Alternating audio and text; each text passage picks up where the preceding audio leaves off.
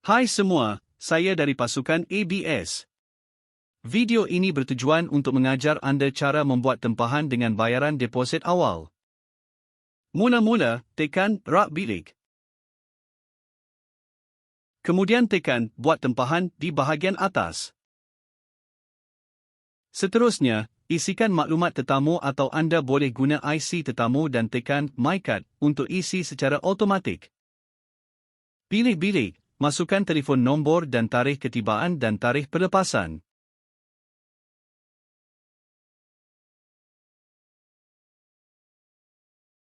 Selepas semua maklumat diisi dengan betul, tekan Simpan. Jika tetamu memberi deposit, pilih pilihan pembayaran deposit. Dan masukkan jumlah keseluruhan. Tekan Selesai. Anda boleh tekan butang untuk cetak tiket tempahan dan resit deposit. Dan tekan Selesai.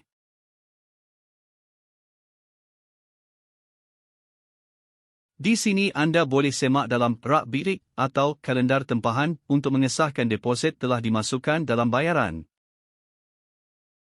Jika tiada ralat, tekan Tutup.